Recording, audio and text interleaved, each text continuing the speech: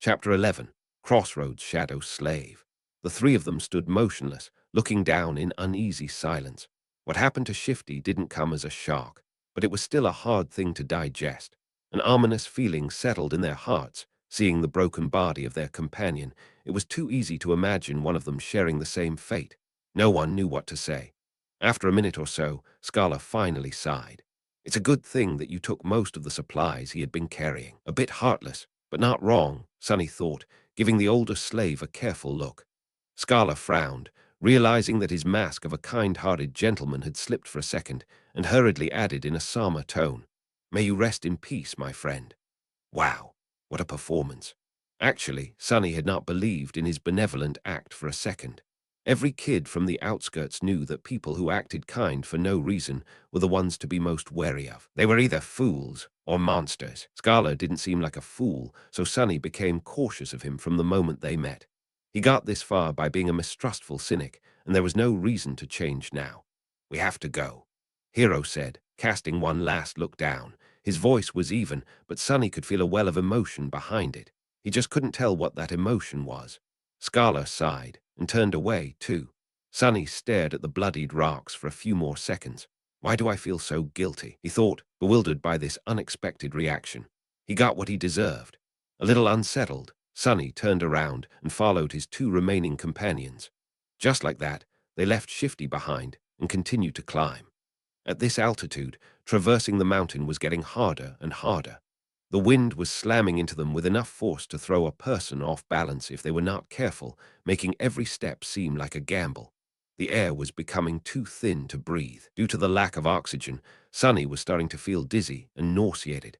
It was as though they were all slowly suffocating. Altitude sickness was not something one could overcome with effort. It was subtle and overbearing at the same time, affecting the strong and the weak with no regard to their fitness and endurance. If his luck was bad, an elite athlete could succumb to it faster than a random passerby.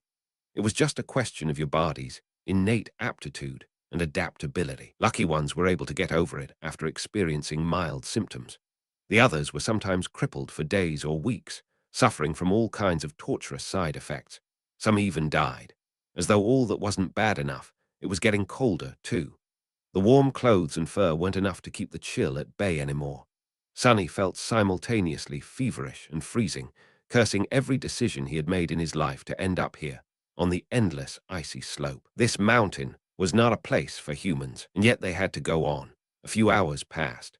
Despite everything, the three survivors continued to struggle forward, slowly moving higher and higher. Wherever that old path Scala had talked about was, by now, it couldn't have been far. At least that's what Sonny was hoping for. But at some point, he started to doubt if the path even existed. Maybe the older slave lied. Maybe the path was long ago destroyed by ravages of time. Maybe they had already missed it without even noticing. Just as he was about to fall into despair, they finally found it. It was weathered and narrow, barely enough for two people to walk side by side. The path wasn't paved, but rather cut from the black rock by some unknown tool or magic, winding its way up the mountain like a tail of a sleeping dragon. Here and there, it was hidden beneath the snow. But most importantly, it was flat. Sonny had never been that happy to see something flat in his life. Without saying a word, Scala dropped his rucksack and sat down. He was deathly pale, gasping for air like a fish out of water. Despite that, there was a slight grin on his face. "Told you." Hero gave him a nod and looked around. A few seconds later, he turned back to the triumphant slave. "Stand up. It's not time to rest yet." Scala blinked a few times, then glanced at him with pleading eyes.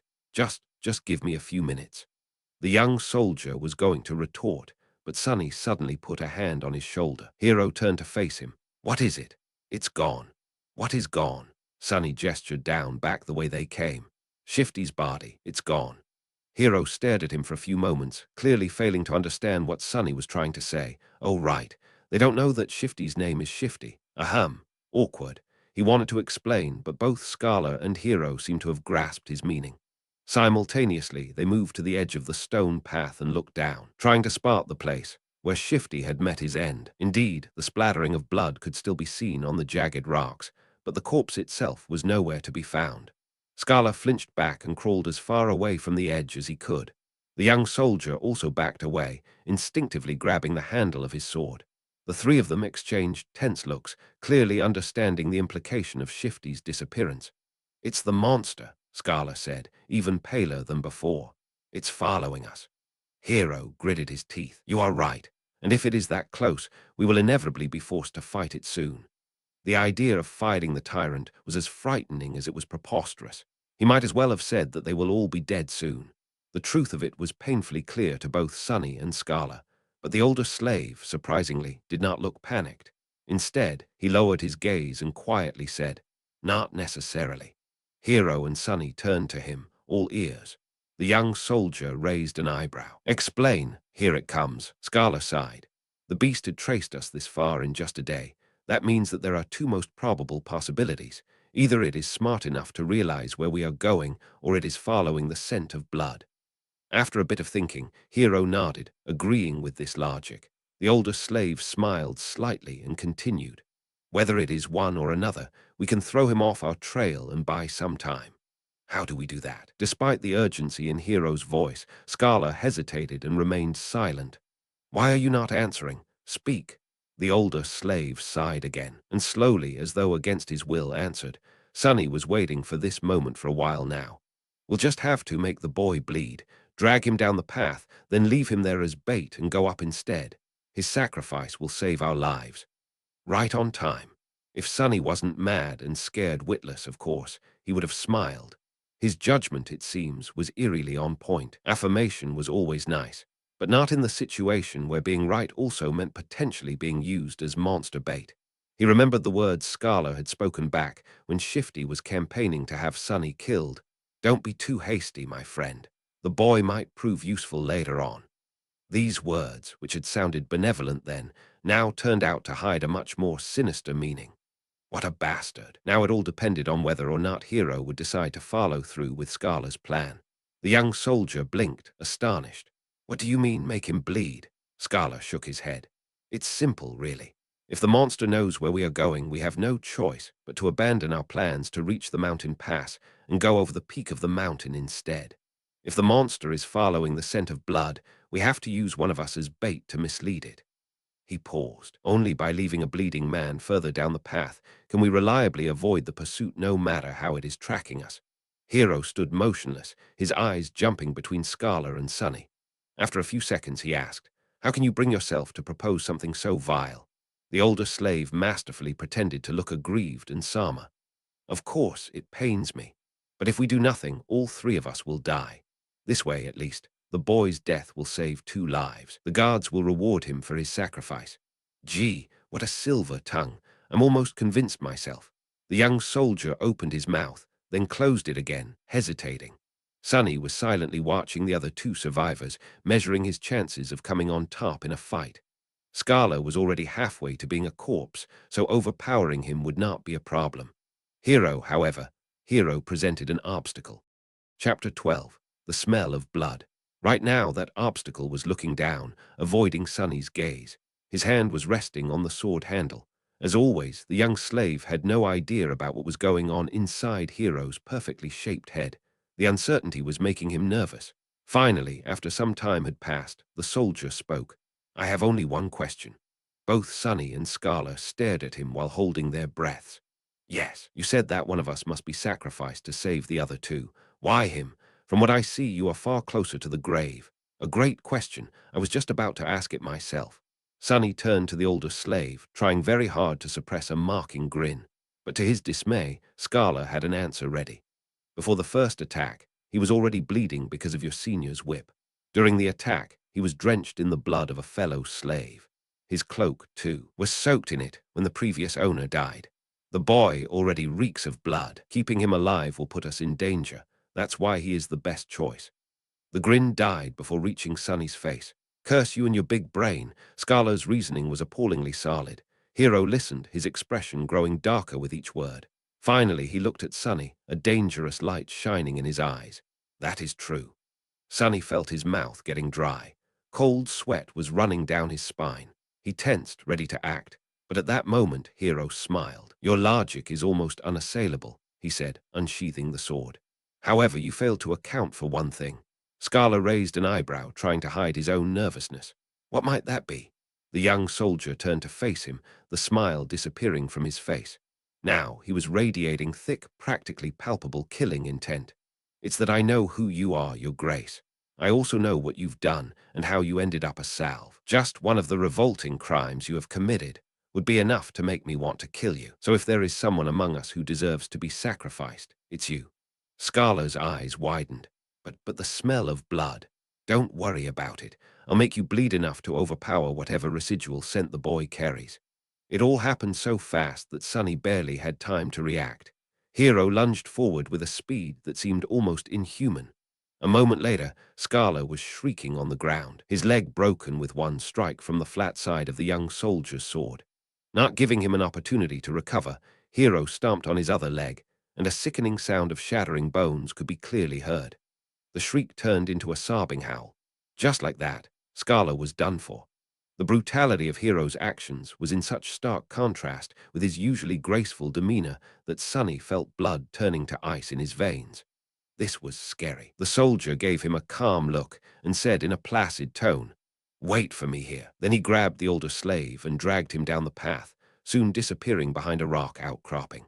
After a few minutes, terrible screams could be heard echoing through the wind. Sonny was left alone, trembling. Crap, this is too much. He still couldn't believe how sudden Scala's demise came to be, and how ruthless it was. Some time later, Hero was back, acting as though nothing had happened.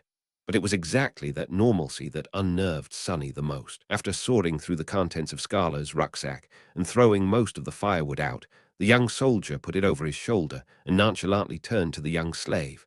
"Let's go. We need to hurry." Not knowing what to say, Sonny gave him a nod and headed forward. Now there were only two of them left. It was sort of stupid, but Sonny suddenly felt lonesome. Walking on the stone path was much easier than scaling the mountain wall. He even had time for unnecessary thoughts. A strange feeling of melancholy descended on Sonny. Somehow, he began to feel that the end of this nightmare, whatever it might be, was not far off now. They walked in silence for some time before Hero spoke. "Don't feel guilty about what happened. It's not your fault. The decision was mine, and mine alone." The young soldier was a few steps ahead, so Sonny couldn't see his face. "Besides, if you knew this man's sins, actually, it's better that you don't. Just trust me when I say that killing him was an act of justice. I wonder which one of us feels guilty. These people, always trying to rationalize their actions, always desperate to maintain an illusion of righteousness, even while doing most foul things." Sonny hated the hypocrisy. Not getting an answer, Hero chuckled. "You don't like to talk, do you? Well, fair enough. Silence is gold." They didn't speak again after that, each preoccupied with their own thoughts. The sun was setting, painting the world into a million shades of crimson. This high up, the air was clean and crisp, pierced by streams of scarlet light. Below them, a sea of maroon clouds was slowly rolling past the mountain. The stars and the moon had begun to reveal themselves in the vermilion sky. It was quite beautiful. However, Sonny could only think about how cold it was going to be once the sun fully disappears. Before that happened, Hero had found them a shelter. Not far from the path, hidden behind some tall rocks, was a narrow crevice that extended into the slope of the mountain. Happy to be safe from the piercing wind, they explored the crevice and ended up in a small, well-concealed cave. Sonny made a move to unbundle some firewood, but Hero stopped him with a shake of his head.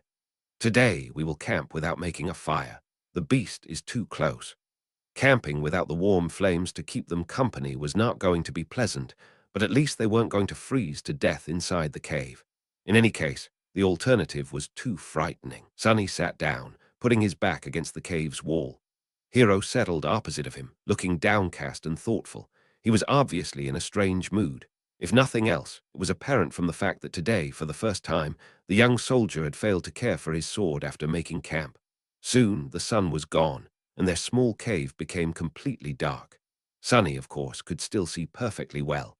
Hero, on the other hand, was now completely blind. In the darkness, his handsome face looked noble and for some reason sorrowful. Sonny studied it, not willing to fall asleep. After a while, Hero suddenly spoke in a quiet voice. "You know, it's strange. Usually I can feel someone's presence even in absolute darkness. But with you, there's nothing. It's like you are just one of the shadows." With only silence to answer him, he smiled. "Are you asleep?" The question echoed in the darkness. Sonny, who had never spoken with Hero unless there was an urgent need to, and even then only using a few words at best, felt like there was a strange intimacy between them now. That's why he decided to talk. Maybe the darkness gave him courage. Besides, there was an occasion. "Why? Are you waiting for me to fall asleep before you kill me, or will you do it in the morning?" Chapter 13, Moment of Truth. The smile froze on Hero's face. He lowered his head as though in shame. After a minute or so passed, shrouded in heavy silence, he finally answered, "Yes, I thought that if I do it when you sleep, you won't have to suffer." Unseen to him, a bitter grin appeared on Sonny's face. A long sigh escaped from the young soldier's lips. He rested his back against the cave's wall, still not looking up. "I don't expect you to forgive me. This sin, too, will be mine to bear. But please, if you can, find it in your heart to understand. If things were different, I would have gladly faced that monster to let you escape. But my life does not belong to me alone. There is an unencompassable duty I am sworn to fulfill. Until it's done, I cannot allow myself to die." Sonny laughed. "You people, look at you, planning to kill me and still insisting on having a good excuse. How very convenient. I really hate hypocrites like you the most. Why don't you be honest for once? Don't give me that crap. Just say it. I'm going to kill you because it's easy. I'm going to kill you because I want to survive." Hero closed his eyes, his face full of sadness. "I'm sorry. I knew you wouldn't be able to understand." "What's there to understand?" Sonny leaned forward, anger coursing through his veins. "Tell me, why do I have to die?" The young soldier finally looked up. Even though he couldn't see in the dark, he turned his face in the direction of Sonny's voice. "That man was a villain, but he was also right. The scent of blood is too heavy on you. It will attract the beast. You can just let me go, you know. We'll part ways. After that, whether or not the monster finds me won't be your problem." Hero shook his head. "Dying in that creature's maw is too cruel a fate. It's better if I do it myself. You are my responsibility, after all." "How noble of you." Sonny leaned back, dejected. After a short while, he quietly said, "You know, when I just came here, I was ready to die. After all, in this whole world, two worlds actually, there's not a single soul who cares whether I live or die. When I'm gone, no one will be sad. No one will even remember that I existed." There was a forlorn look on his face. A moment later, however, it was gone, replaced by mirth. "But then I changed my mind. Somewhere along the way, I decided to survive. I must survive no matter what." Hero gave him a thoughtful look. "To live a life worth remembering." Sonny grinned. A dark gleam appeared in his eyes. "No, to spite you all." The young soldier was silent for a few moments, then nodded, accepting this answer. He rose to his feet. "Don't worry, I'll make it quick. Aren't you overly confident? What makes you think you'll be able to kill me? Maybe I'll kill you instead." Hero shook his head. "I doubt that." But in the next second, he staggered and fell on one knee. The young man's face turned deathly pale, and with a pained groan, he suddenly vomited blood. A satisfied smile appeared on Sonny's face. "Finally! Asterisk, asterisk, asterisk. Finally." Hero was standing on his knees, the lower part of his face covered in blood. Astonished, he was staring at his hands, trying to understand what had happened to him. What magic is this?" With wide eyes and a pale face, he turned to Sonny. Was that thief right? Did you put the curse of the Shadow God on us?" Sonny sighed. "I wish that I had the ability to throw divine curses around, but no. To tell you the truth, I don't have any abilities at all." "Then how?" The young slave shrugged. "That's why I poisoned you all." Hero flinched, trying to comprehend his words. "What? After the tyrant first attacked, you sent me to search for water. While gathering flagons from the dead soldiers, I squeezed bloodbane juice into each one. Except my own, of course. Not enough to taste it, but enough to slowly kill anyone who would drink from them." The soldier gritted his teeth, struggling through pain. A sudden realization appeared on his face. "So that's why the other two were in such bad shape." Sonny nodded. Shifty drank the most, so his condition worsened the fastest. Scala was also not long for this world, but you finished him off before the poison could. Yourself, however, it was as though bloodbane had no effect on you at all. I was really starting to get worried." Hero's face darkened. "I see, I understand." He thought about something, then looked at Sonny with surprise. But back then you didn't know that we will turn on you." Sonny just laughed. "Oh, please, it was obvious. Shifty was the kind of man who would kill for a pair of boots." Scala was like a wolf in sheep's clothing. People are selfish and cruel in the best of situations. Was I supposed to believe that those two weren't going to do something terrible to me when faced with certain death? Hero spat more blood. Then, what about me? You, a disdainful expression appeared on Sunny's face. You are the worst of them. Why? Sunny looked at him and leaned forward. I might have not learned much in my short life, but I do know one thing, he said, all traces of humor gone from his voice. Now there was only cold, callous contempt. Sunny's face hardened as he spat. There is nothing more pathetic than a slave who begins to trust his slaver. Hearing these words, Hero lowered his head. I see. Then, suddenly, he laughed. You are a wicked little shit, aren't you? Sunny rolled his eyes. There's no need to be rude. But Hero wasn't listening to him. Good, this is good. My conscience will be clearer. The young slave sighed in irritation. What are you mumbling about? Just die already. Hero chuckled and suddenly pierced him with a stare. Somehow he didn't look so sick anymore. You see, that plan would have worked if I was a normal human, but alas, my soul core has awakened long ago. I've slain countless enemies and absorbed their power. Bloodbane poison, unpleasant as it might be, can never kill me. Crap! Sunny turned around and tried to run away, but it was already too late. Something hit him in the back, sending his body crashing into the rock wall. With a scream, he felt a sharp pain piercing his left side. Rolling out of the cave, Sunny clutched his chest, scrambled back onto his feet and ran, trying to escape the narrow crevice. He managed to reach the old path, finally being able to see the stars and the pale moon shining brightly in the night sky. But it was as far as he was able to get. Stop. As the cold voice sounded behind him, Sunny froze. If Hero really had an awakened soul core, he had no chances of getting away from him. In a fight, he had no chances at all. Turn around. The young slave obediently turned, holding his hands up. He looked at Hero, who was wiping the blood off his face with a displeased look in his eyes. The two of them stared at each other, shivering in the murderous cold.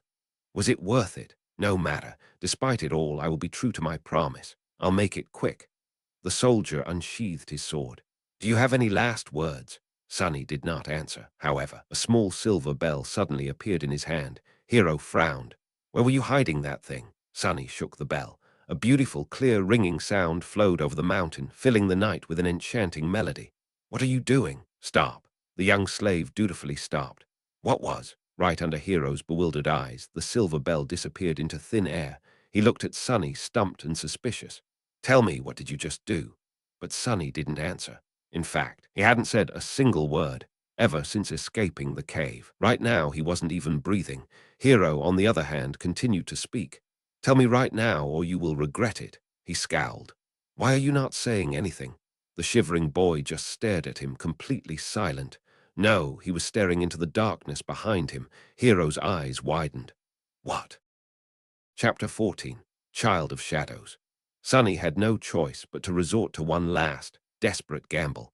He had no chance against the enemy in a direct confrontation, at least not without an advantage. Bloodbane poison was supposed to be his hidden card, but turned out to be nearly useless. Being able to see in the dark did not help that much, too. Somehow, Hero was able to perceive their surroundings even without any light. Whether he was using his sense of hearing or some magical ability, Sunny did not know, not that it mattered now that they had left the cave and were standing under the moonlit sky. Now he had only one advantage left. The fact that he knew that the tyrant was blind, and Hero did not. Acting on that knowledge, however, was easier said than done. But what else could he do? That's why he tried to stay as quiet as possible and rang the silver bell. If the description did not lie, its ringing could be heard from miles away. Surely, the tyrant was going to hear it too. Now Sunny only had to stay silent, stall for time, and hope that the monster would come. As he did so, Hero's bewilderment slowly turned into anger. Tell me right now, or you will regret it. His voice was quite threatening, but still, the young slave did not answer. He just shivered in the cold and tried not to moan despite the pulsing pain in his chest. Why are you not answering?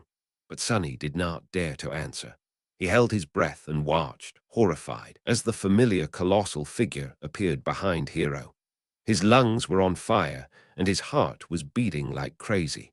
It was beating so loud that he was even afraid that the blind tyrant would hear it. But of course, it couldn't be louder than Hero's voice, who was still talking, turning himself into the only source of noise on this mountain. At the last second, A hint of understanding appeared in the young soldier's eyes. He began to turn around, his sword rising with lightning speed. But it was too late. A massive hand appeared from the darkness and caught him into an iron grip. The bone claws scraped against the armor, pulling it apart. Mountain King dragged Hero back, paying little attention to the sword biting into its wrist. Viscous saliva was streaming from its opened maw. Petrified by fear, Sonny slowly turned his back to them and took a couple of steps up the old, winding path. Then he darted away, running as fast as he could. Behind him, a desperate scream tore apart the silent night. Then a hungry roar followed. It seemed that Hero wasn't going down without a fight, even though his fate was already sealed. But Sonny didn't care. He was running away, climbing higher and higher. "I'm sorry, Hero," he thought. "I did say that I will watch you die, but as you know, I am a liar. So go and die on your own." Asterisk, asterisk, asterisk. A lonesome dark mountain stood tall against the raging winds, jagged and proud. It dwarfed other peaks of the mountain chain, cutting the night sky with its sharp edges. A radiant moon bathed its slopes in the ghostly light. Under that light, a young man with pale skin and black hair reached the peak of the mountain. However, his looks didn't match the magnificence of the scene. Wounded and staggering, he looked pathetic and weak. The young man looked like a walking corpse. His coarse tunic and cloak were torn and smeared with blood. His sunken eyes were cloudy and lifeless. His body was bruised, beaten and cut. There were specks of bloody foam on his lips. He was hunched over, cradling the left side of his chest. Each step caused him to moan, ragged breath barely escaping through gritted teeth. Sonny was hurting all over, but most of all he was cold, so cold. He just wanted to lie down in the snow and fall asleep, but instead he continued walking, because he believed that the nightmare will be over once he reaches the peak. Step, step, another step. Finally, he had made it. At the highest point of the mountain, a vast expanse of flat rock was covered with snow. In the center of it, illuminated by moonlight, stood a magnificent temple. Its colossal columns and walls were cut from black marble, with exquisite reliefs decorating the Stygian pediment and broad frieze. Beautiful and awesome, it looked like a palace of a dark god. At least it did once. Now the temple was in ruins. Fractures and cracks marred the black stones. Parts of the roof had collapsed, letting in ice and snow. Its tall gates were broken, as if smashed into pieces by a hand of a giant. Still, Sonny was satisfied. "Found you," he said in a hoarse voice. Gathering the last of his strength, the young slave slowly limped in the direction of the ruined temple. His thoughts were muddled and confused. "See this, Hero," he thought, forgetting for a second that Hero was already dead. "I've made it. You were strong and ruthless, and I was weak and timid. Yet now you are a corpse, and I am still alive. Isn't it funny?" He stumbled and groaned, feeling the edges of his broken ribs cutting deeper into his lungs. Blood was dripping from his mouth. Dead or not, Hero had gotten him good with that single strike. Actually, it's not. What do any of you even know about being ruthless? Poor fools.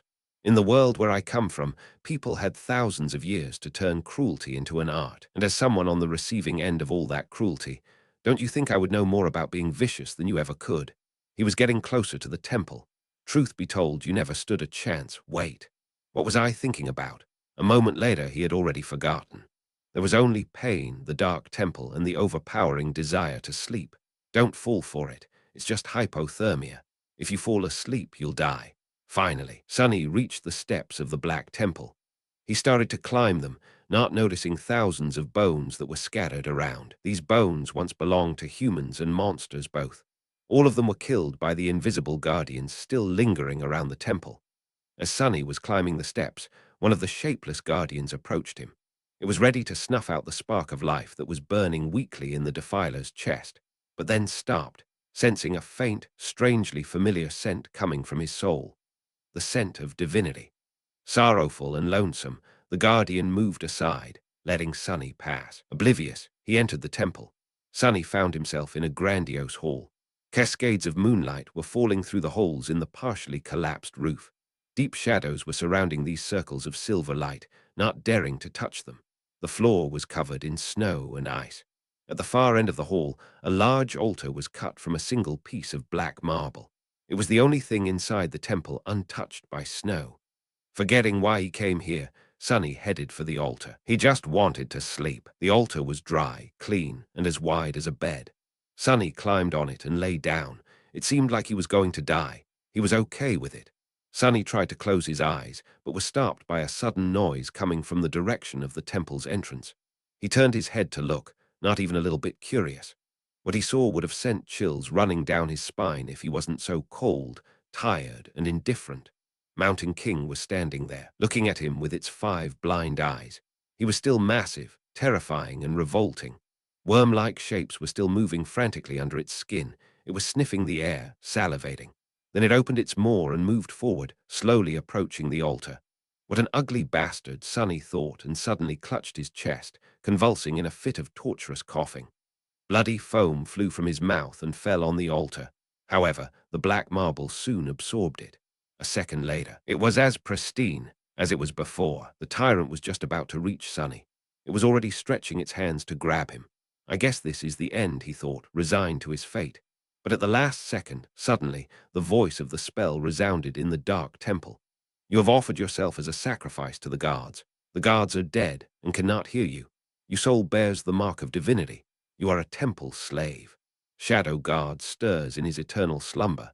He sends a blessing from beyond the grave. Child of shadows, receive your blessing. Under Sonny's astonished eyes, the shadows crowding the great hall suddenly moved, as though coming alive. Tentacles of darkness surged forward, entangling Mountain King's arms and legs. The mighty tyrant struggled, trying to get free. But how could it resist the power of a god? The shadows dragged Mountain King back, pulling in different directions. The tyrant opened its maw, and a furious howl escaped it. The next second, its body ruptured, torn apart into pieces. Blood, viscera, and severed limbs fell on the floor in a crimson torrent. Just like that, the horrible creature was dead. Sonny blinked. Once again, he was alone in the ruined temple. The great hall was dark and silent. And then the spell whispered, "You have slain an awakened tyrant, Mountain King. Wake up, Sunless. Your nightmare is over. Prepare for appraisal."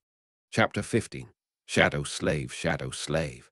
Prepare for appraisal. Sonny found himself in a space between dream and reality.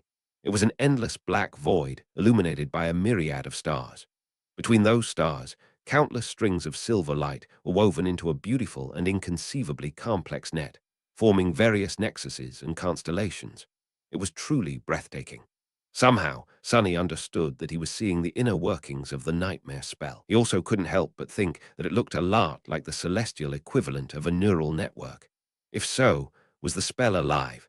This was a question that countless people had been asking themselves for the past few decades. The best answer they had come up with was that there was no way to know. The spell was neither alive nor dead, neither sentient nor mindless. It was more of a function than a creature.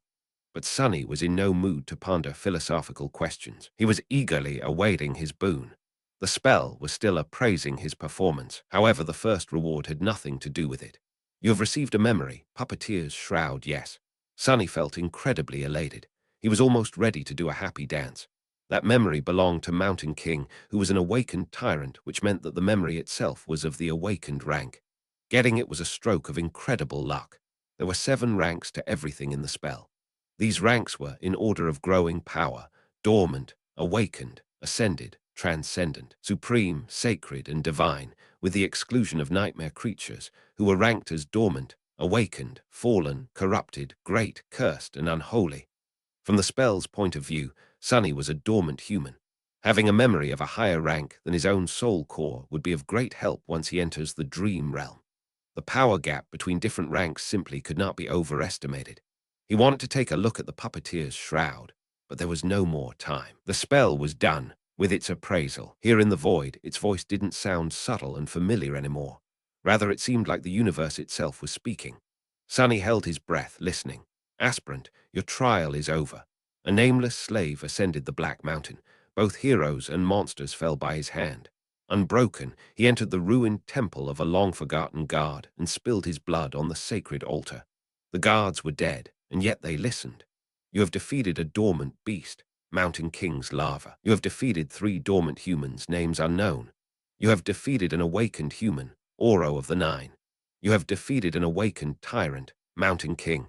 You have received the Shadow God's blessing. You have achieved the impossible, final appraisal, glorious. Your treachery truly knows no bounds. That final part was not really necessary, as far as Sonny was concerned, but he was still pretty satisfied with the praise from the spell. He felt like his chances of evolving his aspect to an awakened or even ascended one were pretty high. His overall power was still dependent on the rank of his soul core, which would remain dormant until much later, but the rank of the aspect itself would do wonders for his overall potential. Dreamer, sunless, receive your boon. He was an aspirant no more. Sunny grinned. You have been bestowed a true name, lost from light. His jaw dropped. A true name. He had received a true name. Never in his wildest dreams did Sunny dream of becoming one of the chosen few to accomplish such feat, and in his very first nightmare to boot. Not even all of the saints could boast of having one. He was an elite now, a bona fide cream of the crop. He was going to be rich, but the rewards kept coming. Your aspect is ready to evolve. Evolve aspect. What kind of question is that? Sunny crossed his fingers and said, yes. Dormant aspect temple slave is evolving, new aspect acquired. Aspect rank, divine. Sunny fell over. Aspect name, shadow slave. Asterisk, asterisk, asterisk, divine, it's divine. Sunny was standing on his knees, stupefied. The shock was so great that for a second there he lost all control over his limbs and fell. It said divine. Right. He raised a trembling hand and rubbed his eyes, making sure that he was awake, or rather conscious, since, technically, he was still sleeping in the underground vault of the police station. Confused by all this terminology, Sunny silently summoned the runes and found the lines describing his aspect. Aspect, shadow slave. Aspect rank, divine. Aspect description, you are a miraculous shadow left behind by a dead god. As a divine shadow, you possess plenty of strange and wondrous powers. However, your existence is empty and lonesome. You mourn the passing of your former master and long to find a new one. Innate ability, shadow bond. Ability description. Find a worthy master and let them know your true name. Once they recite it out loud, you will be bound to their will, unable to disobey any command. It is improper for a shadow, let alone a divine one, to walk around without a master. That was a lot to digest. First of all, Sunny felt his heart beating faster. He heard it right. All the suffering and horror he had experienced in the first nightmare paid off in the end. A divine aspect. He had received a divine aspect. Anything above awakened was rare and immensely valuable. People with ascended aspects were rare enough to be fought over by various factions. The factions themselves were built around singular powerhouses with transcendent or supreme aspects, and he had never, ever heard of anyone acquiring a divine one. Never. Anything with the divine prefix was so hard to find that it mostly lived in the realm of myths and legends. After all, the human race had not reached that high yet. It was only slightly more than a decade since humans managed to finally conquer the third nightmare and receive the ability to evolve their cores to transcendent rank. As transcendents, or saints, as they were called in the real world, powerful awakened ruled over the dream realm, but even they did not dare to face nightmare creatures of higher ranks. Subsequently, there were not a lot of memories and echoes of supreme rank around, let alone sacred or divine. The same went for aspects, and yet Sunny just got one. He grinned, driven half-mad by joy and arrogance. However, his jubilation was a little muddied. After all, there was that weird innate ability. Of course, he had no intention of becoming someone's magical slave, with no free will of his own. To hell with that. But it wasn't that bad. All he had to do to avoid that fate was to conceal his true name. No one, except for him, could see his status. That meant that Sunny just had to keep his mouth shut, and no one will know that he even had one. It meant giving up on all the benefits that someone who was bestowed a true name after the first nightmare was entitled to, but it all paled in comparison with a divine aspect. Not a problem, Sunny thought with a smirk. If the spell had the ability to laugh, it would surely do so after hearing his thoughts. However, it didn't. Instead, it began to speak again. The first seal is broken. Awakening dormant powers. Chapter 16. Rebirth Shadow Slave. Sunny felt something waking up inside of him. With a startled cry, he clutched his chest and stared into the darkness, trying to understand what was happening. The feeling was not painful or unpleasant, yet it was like nothing he had ever experienced. It was as though his soul was being shaken awake, infused with strange new energy. However, that energy did not come from some outside source. Rather, it was coming from within, as though it had always been there, sleeping. The energy filled every fiber of his being. Sunny felt his emotions becoming clearer and sharper. Then his body began to change, too. He felt as though a miniature star was burning in the center of his chest. Waves of heat were radiating from it, slowly reaching his stomach and shoulders, then his arms and legs, then his hands and feet. Under that heat, his bones, muscles, organs, and blood vessels were being rebuilt and revitalized. Sonny felt like he was being reborn. He was becoming stronger, faster, healthier. It was euphoric. With each second, his transformation was becoming more profound. New confidence settled in Sonny's heart. He was not a weak, frail street kid anymore. He was not as vulnerable against anyone who would wish to bully him as he was in the past. With his powers awakened, and his will tempered by the horrors of the first nightmare, he was now someone you would not want to cross.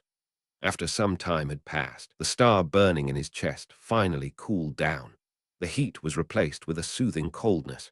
That coldness washed over Sonny's body, taking away all the aches and discomforts that had been accumulated there over the years. Then it moved up, reaching his brain and finally his eyes. His vision strangely doubled. He could still see the void populated by an endless pattern of stars, but he could also see something different. A silent, calm, dark sea, illuminated by a lonely black sun. From his previous knowledge, Sonny knew that this was his so-called Sea of Soul, but he also knew that it was supposed to look quite different. For starters, it was supposed to be much more lively. The star hanging above, the visual representation of his soul core, was supposed to be burning with bright light, filling the soul sea with a warm, blinding shining. However, Sonny's soul was dark and lightless. That's strange. He took a look at the black sun. At a closer examination, it actually turned out to be transparent. It's just that with no other major source of light around, the star had appeared to be as dark as its surroundings. Also, no one was supposed to be here except for him. It was his soul, after all. But Sonny had a nagging feeling that somewhere just beyond the periphery of his vision, hidden in the darkness, shapeless forms were constantly moving. No matter how he turned his head, he couldn't catch a clear glimpse of them. And yet the feeling would not go away. Not wishing to waste any more time on this right now, Sonny turned back to the black sun and finally spotted two spheres of light orbiting around it, as though caught in the soul core's gravity well. A subtle smile appeared on his face. These were his memories, Silver Bell and Pupitar's shroud. Later, there would be dozens of such spheres here. If he was lucky, he would even acquire an echo or two. The spell's voice suddenly pulled him out of the sea of soul, awakening aspect ability. This is it. The moment of truth, Sonny thought. Divine aspect or not, his immediate future still depended on the first aspect ability he would receive. His role in the dream realm would be based on its characteristics. If it was a combat ability, he would be most useful on the front lines of the bloody battles against the nightmare creatures. If it was tied to sorcery, he would likely become a powerful but fragile ranged fighter. If it was something having to do with utility, he would be a vitally important part of the behind-the-scenes workings of the dream realm. Utility abilities were also extremely valued in the real world, where Awakened performed many tasks that kept it going. If he was lucky, he could even become a healer. Healers were very rare, and as such, sought-after specialists. Aspect ability acquired. Aspect ability name, Shadow Control. Sonny hurriedly summoned the runes. He wanted to go to the description of his new ability right away, but then decided to give his overall information a look first. Name, Sunless. True name, Lost from Light. Rank, Dreamer. Shadow Core, Dormant. Shadow Fragments, 12/1000. What is that? Where the rank of his soul core was supposed to be written, a mysterious shadow core appeared instead. Sonny looked at it, blinking. He had never heard of anyone having a different kind of core before. Was he that unique? This enigmatic shadow core would certainly explain why his sea of soul looked so strange. And also, he moved his eyes down, noticing the shadow fragments counter. Usually, there was supposed to be an indicator of the number of soul shards consumed. However, it was nowhere to be seen. Do I actually have a completely different progression path than all Awakened? The idea was as exciting as it was frightening. Not having to fight for resources with anybody else was an incredible advantage. Most of the human society in the dream realm was built around the acquisition of soul shards. If he had no need to gather them to evolve, not only would he be able to become more powerful with incredible speed, he would also be completely self-sufficient. On the other hand, he had no idea how to acquire these shadow fragments. However, he had gotten 12 of them somehow already. So whatever it was that he had to do, he had already done it in the first nightmare. I'll have to explore this carefully. Satisfied with this decision, Sunny continued to study the runes. Memories, silver bell, puppeteer's shroud. Echoes, attributes, faded, mark of divinity, child of shadows. Aspect, shadow slave. Aspect rank, divine. Aspect abilities, shadow control. Aspect ability description, your shadow is more independent than most. It is an invaluable helper. What is that supposed to mean? Sunny held his breath and began to read the description again. But at that moment, a new set of runes appeared just below it. Simultaneously, the spell's voice resounded in the black void. All power has a price. You have received a flaw. Your flaw is... Sunny read the runes and his eyes widened in horror. Oh no, no, no, no. Chapter 17. 3 simple words. He closed his eyes, then opened them again, hoping that the runes would disappear. Please be gone, please. But the runes were still there, shining slightly, as though marking him. Flaw, clear conscience. Flaw description, you cannot lie. Sunny stared at these 3 simple words, feeling like there was a bottomless abyss opening right beneath his feet. The spell, which was usually frivolous with its descriptions, decided to be straight and on point this time. There were only 3 words. They left him no room to maneuver. Can't lie. I can't lie. Me. How am I supposed to live if I can't lie? Sunny's very survival was predicated on his ability to deceive and outsmart other people.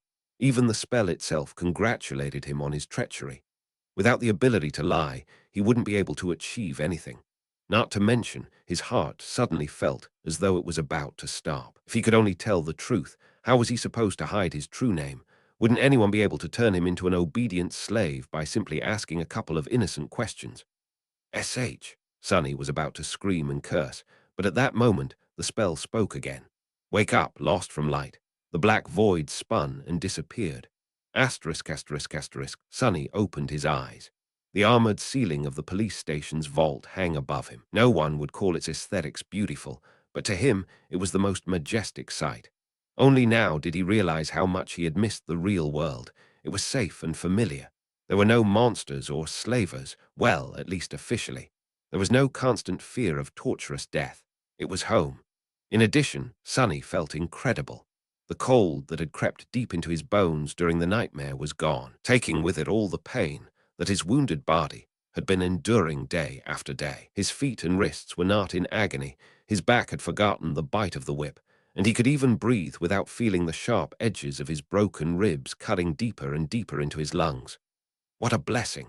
The sudden disappearance of pain, coupled with the new vitality that permeated his body, almost made Sunny cry. I really survived. He slowly looked down and then froze, breathless. On a cheap plastic chair placed beside his reinforced medical bed sat the most beautiful woman he had ever seen. She had short, raven black hair and icy blue eyes. Her flawless skin was smooth, supple, and as white as snow. Actually, this was Sunny's first time meeting someone as pale as he himself was. However, while Sunny's pallor looked strange and unhealthy, the beautiful stranger was nothing short of striking. The woman seemed to be in her late 20s. She was wearing a dark blue uniform with silver epaulettes and black leather boots. The jacket of her uniform was casually unbuttoned, revealing a black tank top beneath. Currently, she was stretching her arms above her head, clearly bored and sleepy.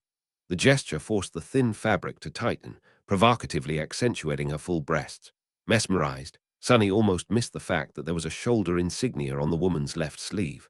There were 3 stars on it. 3 stars, he thought, distracted. 3 stars means an ascended, yeah. Wait, an ascended.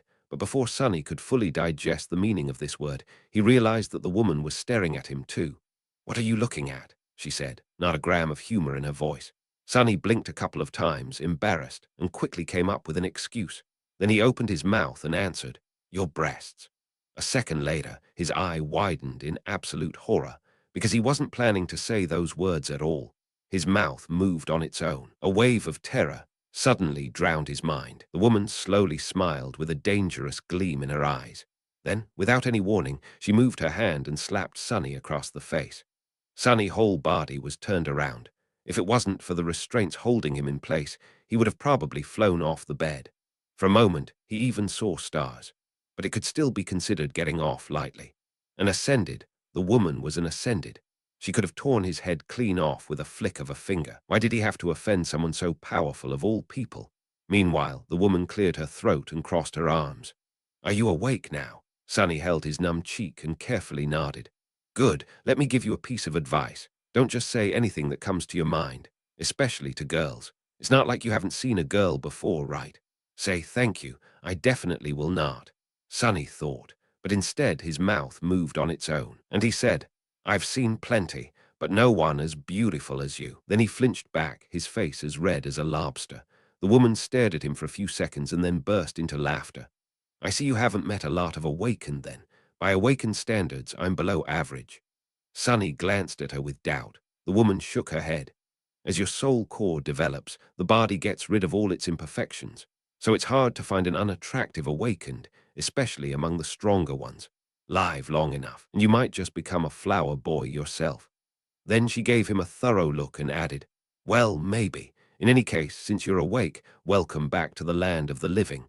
Congratulations on surviving your first nightmare, Sleeper Sunless." Asterisk, asterisk, asterisk, Sleeper Sunless. That was how people would address him now, at least in the short span of days until the winter solstice. After that, he would either return from the dream realm as an awakened or not return at all. It felt strange to have a title put before his name. In the past, Sonny was rarely even addressed by name. People mostly called him things like boy, punk, brat, or hey you. But now he even had a title. Sleeper Sunless. Actually, the correct term was dreamer. But humans had their own set of words for those infected by the nightmare spell.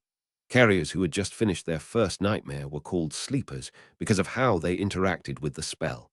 Basically, once his spirit enters the spell, his body was going to fall into slumber. That slumber would continue for days, weeks, or even months, however long it takes him to escape the dream realm. Hence the term sleeper. Once he escapes and becomes an awakened, he would live his life normally during the day and return to the dream realm every time he falls asleep. The awakened were called the same by the spell and the humans. That word was also sometimes used as a general term for all carriers, and if he were to decide to enter a second nightmare and manage to survive, he would become an ascended. People called them masters. Masters could enter and exit the dream realm as they wished. Some even chose to never come back there at all. More than that, they traveled between the worlds physically, not just in spirit. And then, above the masters, there were saints, those who had conquered the third nightmare and earned the right to call themselves transcendent. They were as powerful as demigods, and even more rare. Not only could they travel between the real world and the dream realm, but they could also take others with them. But coming back to masters, the beautiful woman stood up and approached the reinforced medical bed. With practiced moves, she began to undo the restraint holding Sonny in place. "I am Ascended Jet. You can call me Master Jet.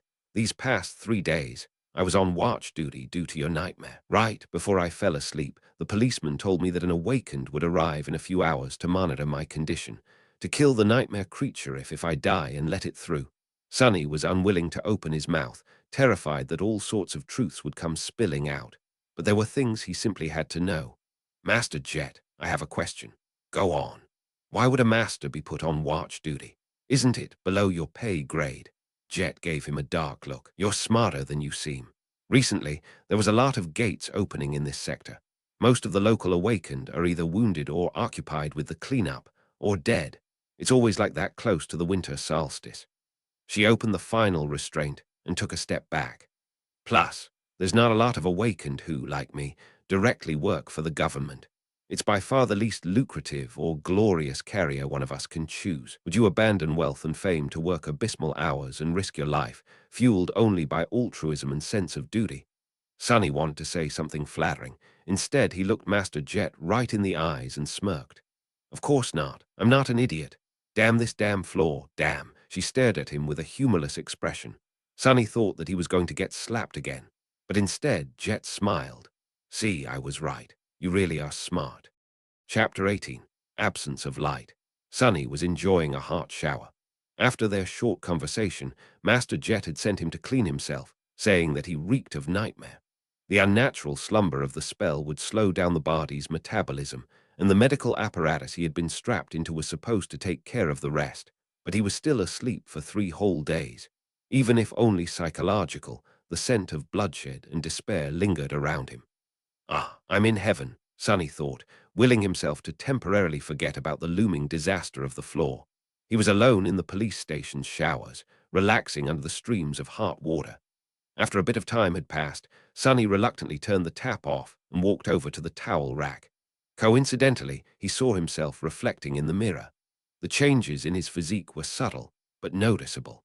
His pale skin seemed a little healthier, his muscles a bit more pronounced. He looked slender and lean instead of emaciated and frail as he did before. There was a slight luster to his dark hair and a shine to his eyes. However, he was still rather diminutive. Not exactly a picture of masculine handsomeness, to say the least. Flower boy, huh? Sonny thought, full of bitterness. Then he suddenly froze, noticing something strange. As he was looking at himself in the mirror, the reflection of his shadow seemed to move. It was as though the shadow lowered its head and quietly facepalmed. Sonny quickly turned around, piercing his shadow with a nervous look. However, everything seemed normal. The shadow was doing exactly what it was supposed to do, repeating his every motion. "I clearly saw you move," he said, feeling a bit strange. "You have just moved on your own, right?" Sonny glared at the shadow, which obediently glared back. "Did you move or not?" The shadow enthusiastically shook its head. What do you mean? No. You've just moved your head. Do you think I'm a fool?" The shadow seemed to think for a bit and then shrugged. Sonny was left with his mouth agape. "Your shadow is more independent than most. It is an invaluable helper," he muttered finally. Right. This was how the spell had described his aspect ability. But what exactly could his shadow do? He decided to experiment a little. "Hey, you, tell me what you can do." The shadow was silent and motionless. Right, it doesn't have vocal cords, as though that made any sense. Shadows were not supposed to have muscles either, and yet it knew how to move. Show me." No reaction. It seems the shadow was content pretending to be an ordinary, lifeless blob of darkness. Sonny sighed. "I'm doing this wrong." Independent or not, the shadow was still a part of him. It was a manifestation of his aspect ability. So instead of asking the shadow, he really should have been asking himself, "Not going to talk, are you?" Sonny closed his eyes and directed his perception within, exploring himself for the first time since returning to the real world. He felt the beating of his heart, the steady rising of his chest, the slight chill of the shower room. He heard droplets of water falling on the tiled floor, felt the movement of filtered air against his skin. And there, on the verge of his consciousness, something new, a completely new sense. Sonny concentrated on it, and suddenly a whole other world opened to him. It was hard to describe with words, just like one would have trouble explaining how hearing or touch feels. It was as though he could communicate with vast forms that crowded around him and receive an understanding of both their own shape and the surrounding space, guided by the different degrees of pressure they exerted on his mind and each other. That understanding came naturally and instantaneously, like an instinct. These forms were shadows, and among them, one not the largest one but the deepest, didn't feel like an external entity. It was like a part of his soul. Once Sonny grasped the feeling of it, he could sense the shadow just like he sensed his limbs. The only thing was that his limbs were made out of flesh, and the shadow was made from the absence of light. Sonny opened his eyes and looked at the shadow. Then, with a thought, he willed it to raise an arm. The shadow raised an arm. He willed it to sit, stand, turn around, kick. Then he willed it to change shape, turning into a circle, then a line, then a monster, and finally back to his own silhouette. The shadow was mercurial and fluid like water. The only constant was its size. How about that?" The shadow pouted, then reluctantly raised its thumbs. "But how are you useful?" He willed the shadow to strike the towel rack. It obediently moved and delivered a powerful kick. Of course, since it was just a shadow, its leg passed over the towels harmlessly, not even causing them to sway a little. "Is that all you can do?" In his mind, the image of shadow tentacles tearing the mighty tyrant into little pieces cracked and shattered mercilessly. It seemed he would not be competing with Shadow God any time soon. How regretful. The shadow looked at him with disdain. Then it shrugged and stopped moving altogether, clearly offended. Sonny sighed and took a towel off the rack. "All right, I will explore it later." Asterisk, asterisk, asterisk. A few minutes after that, he was wearing a clean police-issued tracksuit and heading for the cafeteria.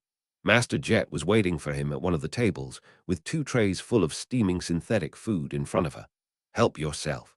Sonny glanced at the cheap gruel, which was not so different from the stuff he used to consume in the outskirts, and sighed. Somehow, he had expected his first meal after becoming a sleeper to be more lavish. Still, It was food. He sat down and began to wolf down the gruel ravenously. He was very, very hungry. In the process, his thoughts began to wander. Sonny stole a glance at Jet and wondered. The spell told him to find a master, and the next thing he knew there was a woman calling herself master right in front of him. He tried to imagine being an obedient slave to someone like her. Weird thoughts started to appear in his mind. You know what, Sonny, he thought with dark irony. Knowing your luck, this would be a perfect moment for her to ask, "What are you thinking about?" Sonny choked on the gruel.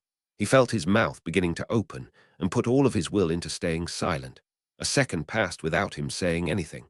Then a weird pressure appeared in his mind, which soon turned into blinding pain. He endured it for a couple more seconds before giving up.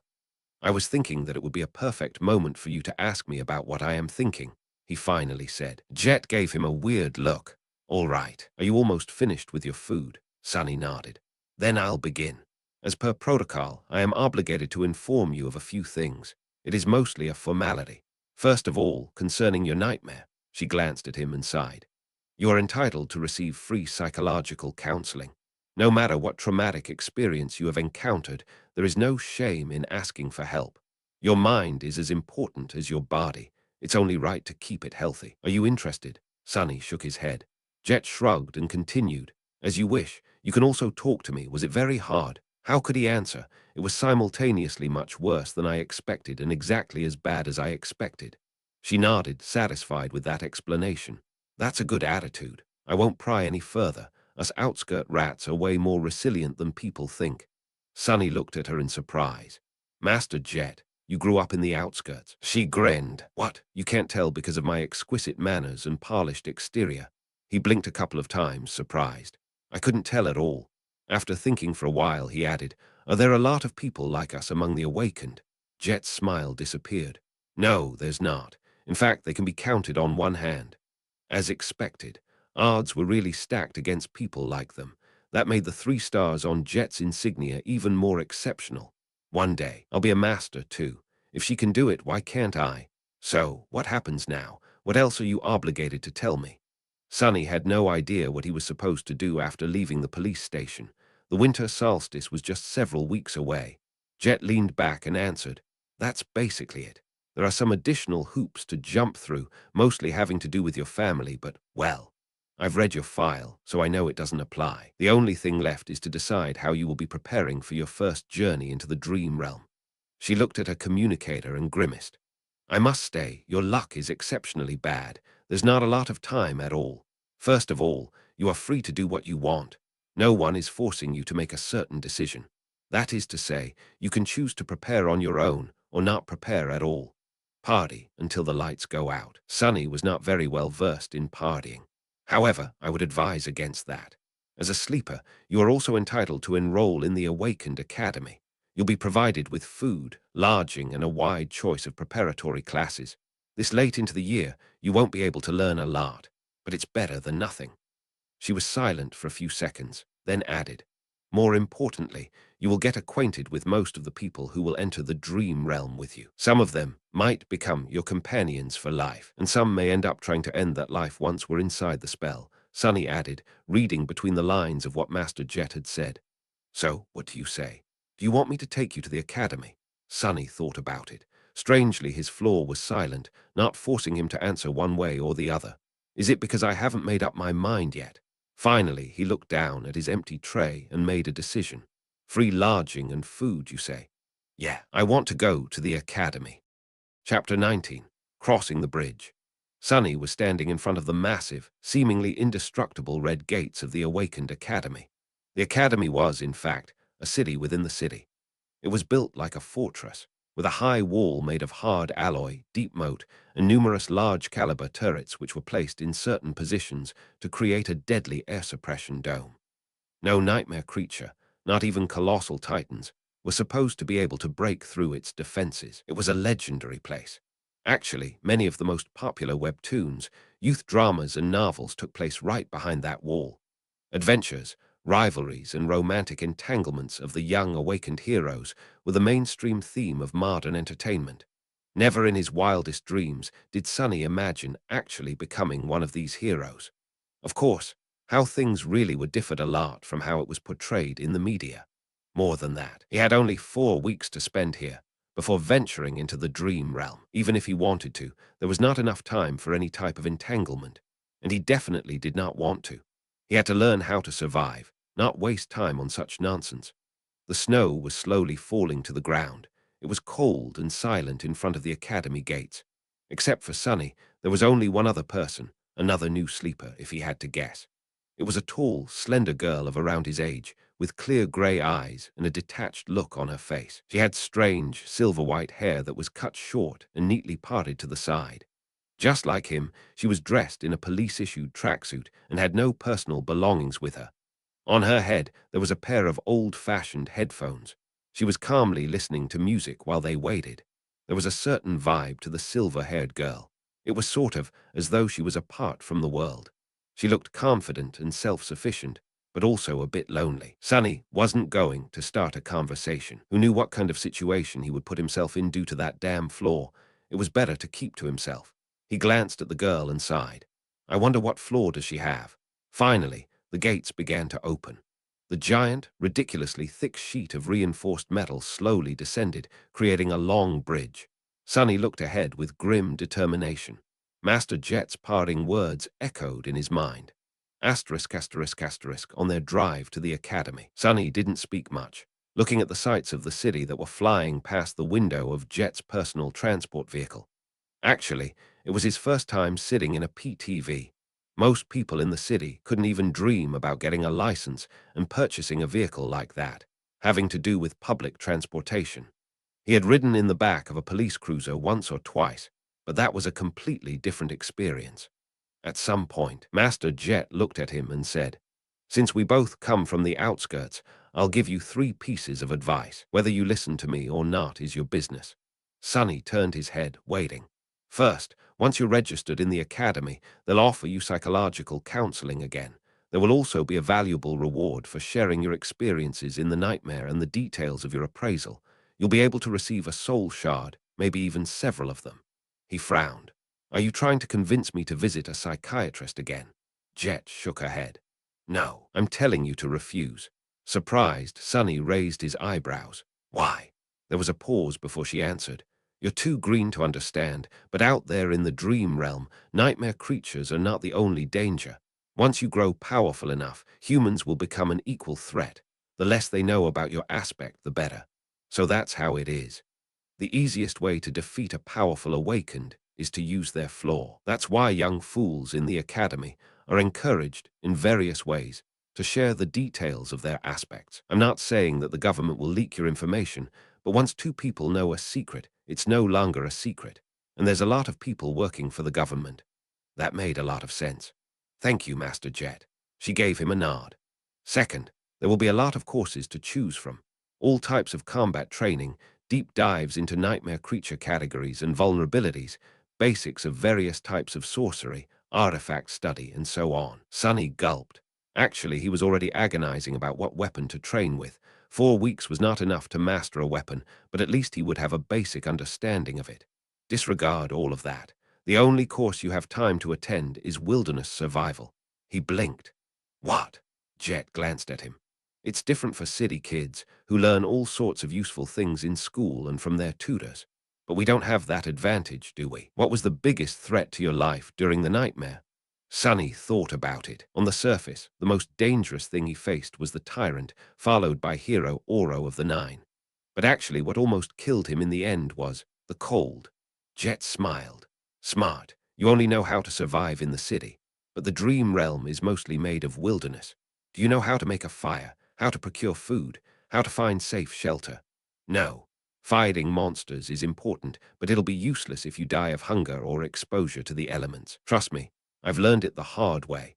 Sunny nodded, angry at himself. It was so obvious, yet he never even thought about these seemingly simple things. He was blinded by his past habits and experience. Human brains were like that. Once accustomed to a certain way of living, it was hard to see past the already familiar routines. It was lazy thinking at its worst. At that point, Master Jet had stopped the car and opened the door, getting out. Sunny followed her and was momentarily stunned, staring at the colossal metal gates in front of them. This was the famous Awakened Academy. After a few seconds, he shook off his amazement and turned to his senior. "This is as far as I go," she said, looking cheerlessly at the walls of the academy.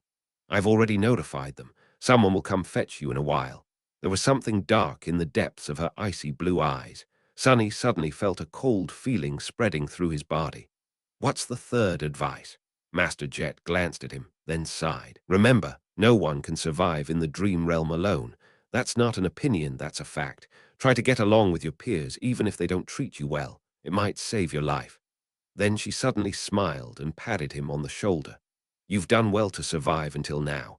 Make sure to keep yourself alive in the future, too." Then she got back into her PTV and drove off. Just like that, she was gone. Asterisk, asterisk, asterisk. The end of the metal bridge hit the special grooves in the ground and stopped moving after a set of loud clicks. Sonny looked ahead, wondering what kind of life he was going to be living in the next 4 weeks. Keep your flaw and aspect secret. Learn to survive in the wilderness. Be nice to other sleepers. It didn't sound too hard, but for some reason, he was sure that these weeks were going to be as challenging as his first nightmare, or maybe even worse. Seemingly free of such concerns, the silver-haired girl walked forward and stepped on the bridge. Sonny sighed and reluctantly followed. Chapter 20. Outcast once again. The sleeper part of the compound was relatively small and situated in the southern part of the academy, surrounded on all sides by training fields and parks. It was a low, modern building constructed with reinforced materials. Like the majority of buildings in the academy, most of it was hidden below the ground, leaving only a couple of floors above it. With its white, pristine alloy walls and wide windows, it must have looked beautiful in the summer, contrasted against all the greenery around. Inside, the building was spacious and well lit. Sonny and the silver-haired girl were taken to a large hall where 100 or so of young men and women, sleepers of the same unfortunate timing as the two of them, were already waiting for the beginning of the induction ceremony. Most of them were nervous, tense, and excited. Logistics of the academy were a constant headache for the administrators, since the rate at which the spell infected people was always chaotic. There was no way to orderly structure for batches of sleepers to undergo any type of standardized education on a shared schedule. Some of them had a full year to prepare for the dream realm, some only months, some even mere days. That's why these induction ceremonies were held each month at the beginning of the year, and then every week once the winter solstice began to loom near. Some of the sleepers in the hall had to wait days to be inducted, while Sonny had lucked out and was delivered to the academy just hours before the scheduled event. Once inside the hall, he understood two things. Firstly, everyone was well-dressed and in possession of a suitcase, a duffel bag, or at least a backpack carrying their personal belongings. They were obviously coming prepared, most likely from home, sent off by their families. So Sonny and the silver-haired girl, who came empty-handed and wearing simple police-issued clothes, were not a norm like he had assumed, but actually an eye-catching anomaly. Right, that makes sense. Secondly, Master Jet was not being overly humble when she called herself below average by awakened standards. Even though these young people were just starting their paths as awakened, their looks were dazzling. Everyone was handsome, beautiful, and radiated health. He swallowed. Still, I feel like none of them compare. She might not be as perfectly shaped, but I don't know, she has a presence. It's like shadows become deeper, and the temperature drops by a couple of degrees when she's in a room. Was this the difference between a sleeper and a master? But all of these thoughts were just him trying to postpone the inevitable. Sonny already knew that he was in for a wild ride, because he could not lie, and all of these excited youths, regardless of their clothes, gender, and looks, wanted to do one thing: talk. Every one of them wanted to talk with fellow sleepers. They wanted to discuss their nightmares, their future journey into the dream realm, and everything in between. They wanted to ask questions. They wanted to be asked questions. They wanted to discuss something important or just chit-chat about stupid things. Everyone wanted to share. It's a nightmare, Sonny moaned, disturbed and fearful. I'm doomed. Then, with a bit of grim determination, he gritted his teeth and slowly exhaled. Just think about it as a continuation of your trial. You survived the Black Mountain, so you can survive this too. He had faced heroes, villains, monsters, and even guards. Was he going to be afraid of a bunch of teenagers? He might have underestimated how scary teenagers can be. In half an hour, pretty much everyone in the room hated his guts. After a short series of conversations, Sonny had acquired a reputation of an obnoxious, foul-mouthed pervert.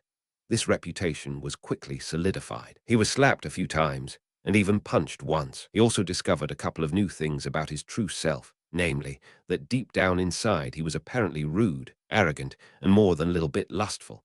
The conversations went something like this. Look at all these young people. How many do you think will return from the dream realm? How many will perish? What do you think our own chances of survival are? I don't know, but I'm pretty sure that a pompous fool like you will die first. Or, I even received an armor-type memory in my nightmare. It's an enchanted robe. Would you like to see?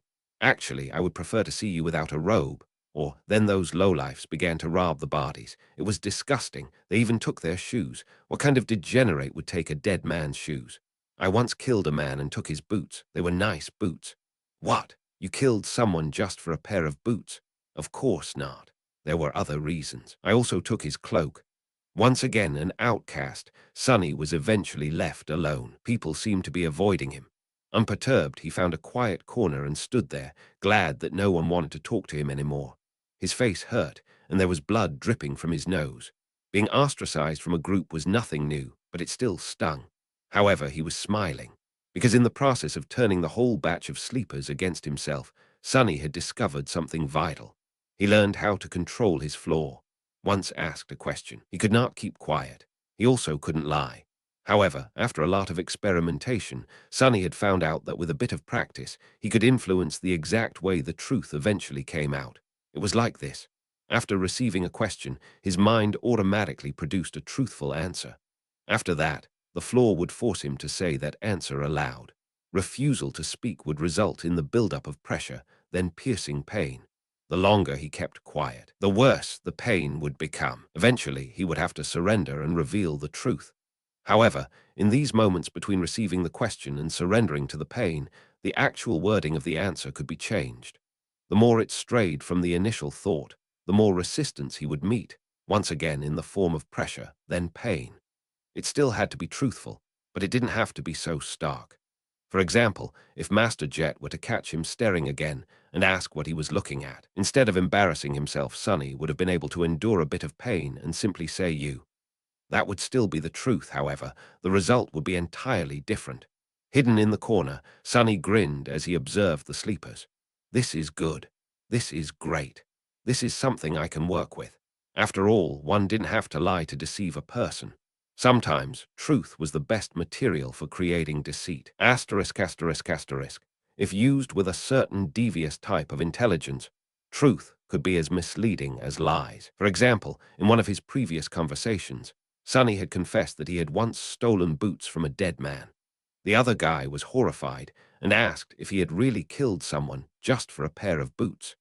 The answer the flaw forced him to give was that there were other reasons, and that he had also taken the man's cloak. The true reason for killing the veteran slaver was that he had whipped Sonny a few hours prior. Besides, he was already dying. The cloak had nothing to do with the killing itself. However, the wording of the answer created an impression that it did. Thus, two truthful statements, when put together, created an effect akin to a lie. This was just a simple example. With a lot of effort and intense thinking, Sonny could create other types of manipulative truths. It was going to be extremely difficult and risky, but it could be done. He just needed a bit of luck. It was time to put his theory to practice. Sonny didn't forget what his main goal was, to make sure that no one ever finds out his true name. To achieve that, he had to create an impression that he was the most pathetic, weak person in this whole building. Someone who would never receive a positive appraisal, let alone a divine aspect and a true name. However, since this would be a lie, he couldn't just go and say it. So how was he to convince everyone that he definitely did not have a powerful aspect and an impressive record with the spell? His eyes fell on a particular group of sleepers. There were 5 or 6 of them, gathered around a tall, confident young man. The young man had brown hair and a gentle, handsome face. His eyes were green, with a hint of friendly humor. His posture, figure, and attentive gaze betrayed someone who went through extensive training. Everything about the young man screamed of nobility and strength. Just at that moment, one of his companions was saying with a tone of amazement, "Ascended, you have received an ascended aspect. What was your appraisal?" The young man smiled humbly. "Oh, it was excellent." Sonny stopped in front of the group as though by accident. After hearing the young man's answer, he frowned and looked at him with disdain. Then, with a voice full of utter bewilderment, Sonny said, "Ascended, excellent. That's it. What's the big deal?"